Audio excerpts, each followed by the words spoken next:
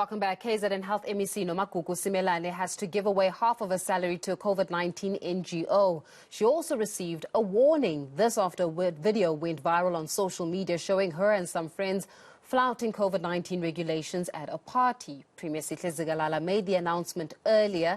IFP President Velinkosi Hlabisa joins us now for some reaction. But Hlabisa, thank you so much for your time this evening. We heard from the Premier of KZN, Sihle Zikalala, concerning the Health MEC. In your opinion, was it a slap on the wrist or was it a fitting punishment?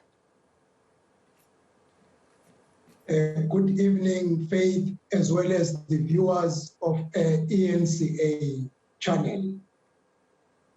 Like usual, the ANC has never taken a stand against wrongdoers. This is as good as nothing, but we could not expect more from the ruling party.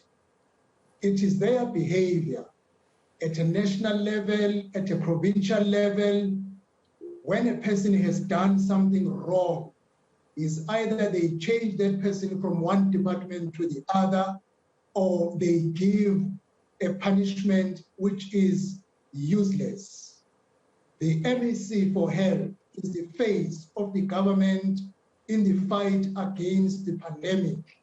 If she behaves recklessly as she did, she does not send any good message to the people of KwaZulu-Natal.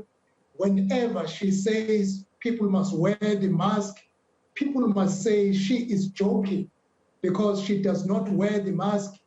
At the peak of the third wave, she prefers to go into a party without respecting the COVID-19 regulations. Even the report she gave the Premier is a false report.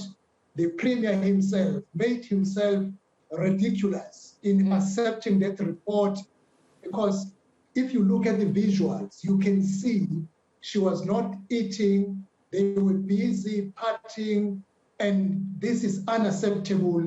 A harsher sentence should have been given to send a message that those who are in the forefront leading the people should be exemplary, and they shouldn't go on a party at a bad time.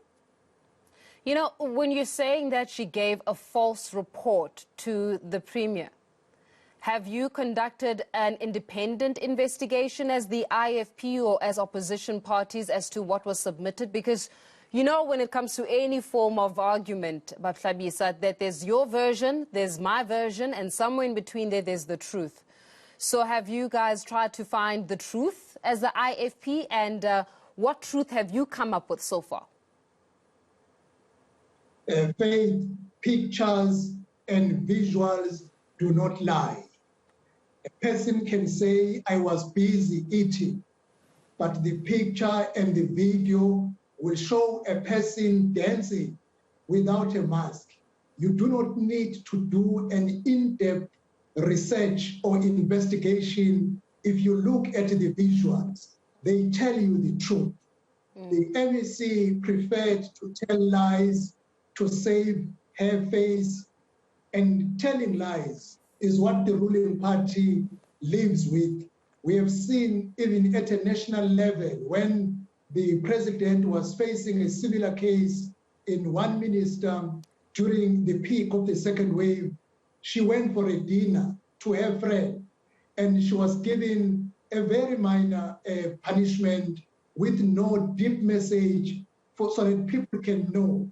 If you are a leader, you must always be exemplary so that people can take a good lesson from you. And it is worse for MEC for Health at the peak of the third wave. But what more can you expect from the ANC? Yeah, but then you see, you're saying that the MEC was lying and that she submitted a false report. Why do you think that the KZN Premier chose to believe her lies? He's saving his friend. If you are friends, you can't take firm stance against a wrongdoing. The Premier should have looked at the visuals. If you listen to the Premier, The way he presented his report, it was like at the end, he will give a harsh sentence. But at the end, he decided to take a new turn and give something which is as good as having not done anything. The message is, if you are an MEC, you can break the law, you know you will only be docked half of your salary. The other MEC is going to do it. The Premier can't do the other way around because he failed to send a message with the MEC for health. Is because I will cover your back, because you cover my back when it comes to political issues. We know there are issues of factions within the ruling party. He could not take a harsh stance to a person who belongs to his faction because it's all about, I will cover your back, you must also cover my back. But this is very bad. It doesn't send a good message, and it reflects badly on our leaders. The recklessness does not meet any punishment if you are in the government of the ANC.